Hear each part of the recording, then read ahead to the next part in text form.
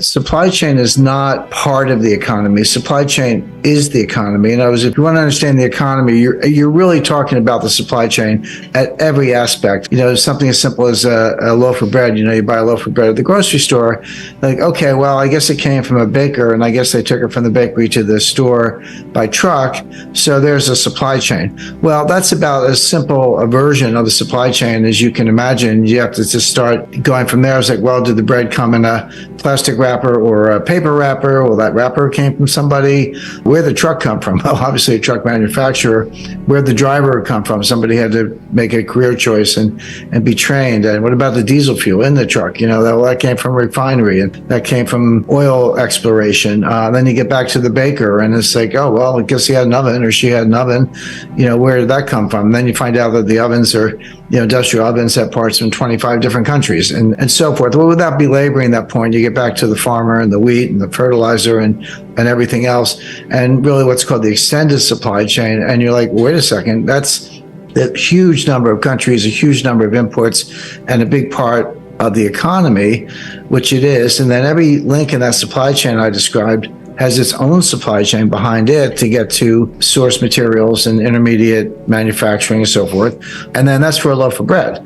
Well, what about your car, your furniture, your clothes, and on and on and on. Once you start thinking about what supply chains are, you realize it's just the cardiopulmonary system of the entire global economy. So, the supply chain book shines a light on the entire global economic process. And I have whole chapters on that talk about China, the war in Ukraine, and climate change.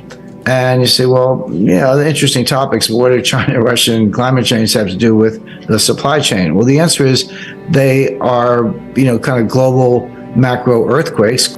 Russia's invasion of Ukraine led to sanctions against Russia that affect everything, imports, exports, strategic materials, semiconductors, fertilizer, oil, natural gas, etc. Again, you're saying, well, okay, Boeing makes aircraft. They need titanium and aluminum. Where does that come from? Turns out about 30% of it comes from Russia. So how are you going to keep the Boeing assembly line going when you're shutting down strategic metals from Russia? It can go kind of on and on there. China, everyone says, well, they've slowed down because of the zero COVID policy.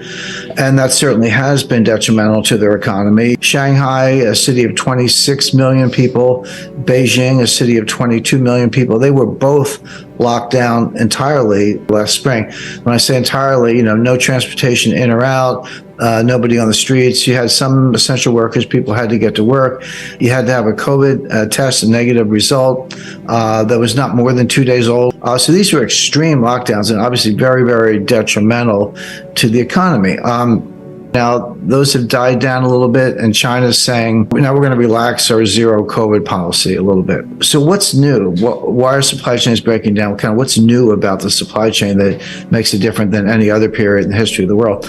And what's new were two things, and they arose around 1989. The first was you had a combination of increased computing power, algorithms, artificial intelligence, better data collections, and new models. So you suddenly had the computational telecommunications and data and mathematical tools to be a lot more sophisticated about how you handle the supply chain. But the second thing that happened at the same time was 1989, the fall of the Berlin Wall, 1991, the collapse, demise of the former Soviet Union, which gave rise to new trading partners in both in Eastern Europe, where they were no longer behind the Iron Curtain, Poland and Romania and Hungary and many other countries. And at the same time, you had the rise of China. China did have a fairly high growth period in the 1980s, but nothing like we see today. And it all came crashing down in 1989 with the Tiananmen Square massacre. And that really shut down U.S.-China relations, not fully, but there was no Western investment coming into China. The two countries were distant. Well, that ended around 1992. Deng Xiaoping did what he called the Southern Tour, where he reaffirmed China's commitment to capitalist principles. They weren't overthrowing communism, but they were embracing capitalist market ideas. There was a thaw in U.S. relations, and then it was like, no holds barred. Then that's when the U.S. investment really did pour in. So all in a short period, between 1989 and 1992. You had the fall of the Berlin Wall, the fall of the Soviet Union, new republics. China kind of re-enters the game, and all this was globalization. So now all of a sudden you had the science I described, computing and artificial intelligence and applied math, and a true global market. So now the supply chains could go 9,000 miles from Chongqing to New York, or from Shanghai to Seattle, or London to Hong Kong, of course. So this was true globalization, much larger scale, much longer supply chains, and it worked. And so this was a period I call supply chain 1.0, 30-year period from 1989 to 2019.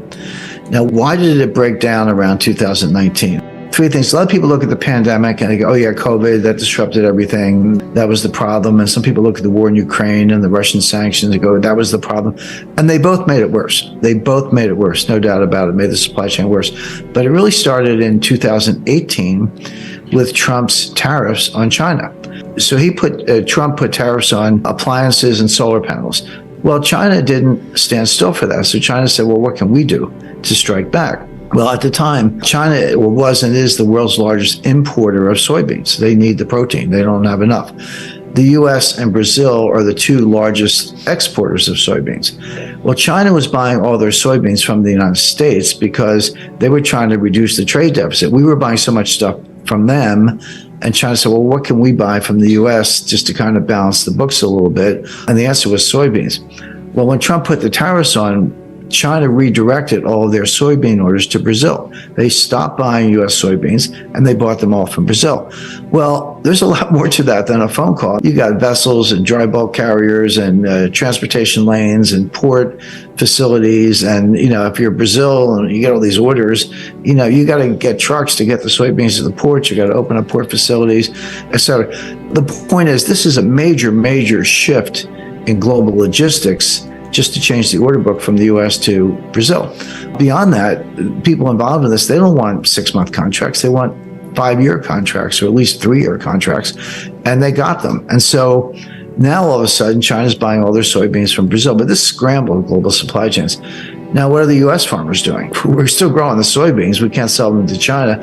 Well, it turns out the Netherlands needed them. So, okay, we'll sell them to the Netherlands and distribute them to Europe, which they did. And then this went on and on because Trump put more tariffs on to retaliate. China took more actions against the United States, canceled purchase. So, and it escalated from there. Now, again, COVID made it worse. The war in Ukraine made it worse.